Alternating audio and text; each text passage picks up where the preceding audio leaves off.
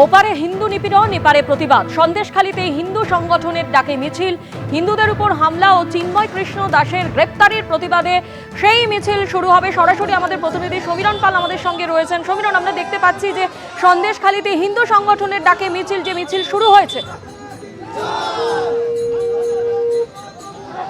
একেবারেই সন্দেশখালীর বেরমজুর 2 নম্বর গ্রাম পঞ্চায়েতের কাঠপোল বাজার, সেখানে প্রতিবাদ মিছিল বাংলাদেশের ঘটনার প্রতিবাদে, এবং সেখানে মিছিল শুরু হয়েছে কাঠপোল বাজারে এবং মিছিল করে যাবে তারা, কেননা সংখ্যালঘু হিন্দুদের উপর বাংলাদেশে যেভাবে অত্যাচার হচ্ছে তার প্রতিবাদে মিছিল।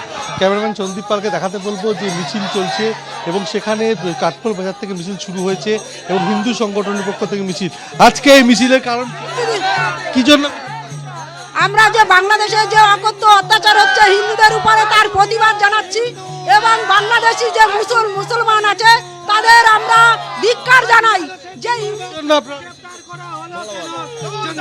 অর্থাৎ তুমি দেখতে পাচ্ছ যে প্রতিবাদ মিছিল এবং কাঠপোল বাজার থেকে শুরু হয়েছে এবং মিছিল কাঠপোল বাজার থেকে সেখান থেকে বটতলা অবধি যাবে এবং সেই মিছিলে অংশ নিয়েছেন প্রচুর মানুষ এবং তাদের একটাই বক্তব্য যে বাংলাদেশে যেভাবে সংখ্যালঘু হিন্দুদের উপর অত্যাচার হচ্ছে এবং তার প্রতিবাদে, এবং চিন্ময় কৃষ্ণ দাস তাকে গ্রেপ্তার করা হয়েছে অন্যায়ভাবে, তারই প্রতিবাদে এই বিক্ষোভ মিছিল, এবং সেই মিছিল শুরু হয়েছে এই মুহূর্তে কাঠপোল বাজার থেকে এবং মিছিল করে তারা যাবে বটতলা পর্যন্ত, বেরমজুর 2 নম্বর গ্রাম পঞ্চায়েত সন্দেশখালী, সেখানে এই প্রতিবাদ মিছিল তুমি দেখতে পাচ্ছ। সন্দীপকে আরও একবার ছবিটা দেখাতে বলবো।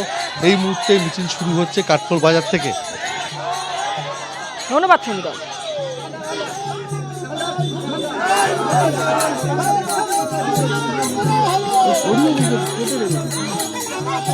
ওপারে হিন্দু নিপীড়ন, এপারে প্রতিবাদ, সেই ছবি আপনাদের সামনে তুলে ধরছি। সন্দেশখালীতে হিন্দু সংগঠনের ডাকে মিছিল, হিন্দুদের উপর হামলা ও চিন্ময় কৃষ্ণ দাসের গ্রেপ্তারির প্রতিবাদে সেই মিছিল শুরু হয়েছে।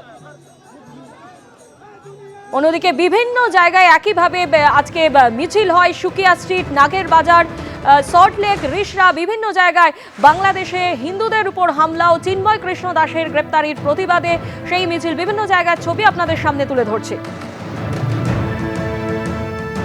যেভাবে তাদের সাহস বা দুঃসাহস, যেভাবে তারা স্লোগান দিচ্ছে বাংলাদেশে, তো পরিষ্কারভাবে বোঝা যাচ্ছে যে আবার তালিবানি শাসন শুরু হয়েছে। যে বাংলাদেশকে পাকিস্তান থেকে বাঁচানো হয়েছিল, সেই পাকিস্তান আবার সেই বাংলাদেশকে কবজা করছে, কন্ট্রোল করার চেষ্টা করছে। আশা করি আমরা যে বাংলাদেশ এখন যেটা চলছে, ইউনূস সরকার বুঝতে পারছে যে তারা কত বড় সাংঘাতিক ভুল ডেকে নিয়ে আসছে, বিপদ ডেকে নিয়ে আসছে বা আগুনের সাথে খেলছে। তো যারা এই চাপটা সৃষ্টি করতে চাইছে, আজকে তাদের ধ্বংসর কিন্তু খুব তাড়াতাড়ি দিন এগিয়ে আসছে। স্বপ্ন দেখতে পারে ঠিকই, কিন্তু এই ধরনের যে দুঃস্বপ্ন দেখাচ্ছে, দুঃসাহসগুলো কোথা থেকে আসছে সেটা আগে দেখা দরকার। কিন্তু এই ধরনের যে হুঁশিয়ারি তারা দিচ্ছে সেটা ব্যর্থ হবে, এবং ভারত যদি মনে করে যে এই ধরনের লোকগুলোকে শায়েস্তা করা উচিত, তাহলে ভারতের 1 ঘন্টাও সময় লাগবে না। দেখুন, ওরা দখল বলতে বোঝে হয়তো ওই আমাদের ওই রাস্তাটায় এসে ওই কস্তুরি বা প্রিন্সে কোনো খাবার দাবার খাবে, সপরিবারে এসে খাবার দাবার, ওইটাকে দখল বলে এটা বোধহয় কিছু বোঝাতে চাইছেন। এই সব কথা বলে সম্প্রীতির পরিবেশগুলো নষ্ট করেন। এই ধরনের কথাবার্তা কারোর মনে হলো কলকাতা দখল করবো, আর কি ইয়ার্কি হচ্ছে এসব কথাবার্তা বলে। সোশ্যাল মিডিয়াতে তো এও ঘুরছে যে ওরা কলকাতা দখল করতে আসবে বেতের তৈরি হেলিকপ্টারে বসে, তো সেটাও তো ঘুরছে, তলায় সাইকেলের চাকা লাগানো। তো এখন এই ধরনের কথাগুলোর কোনো উত্তর হয় না।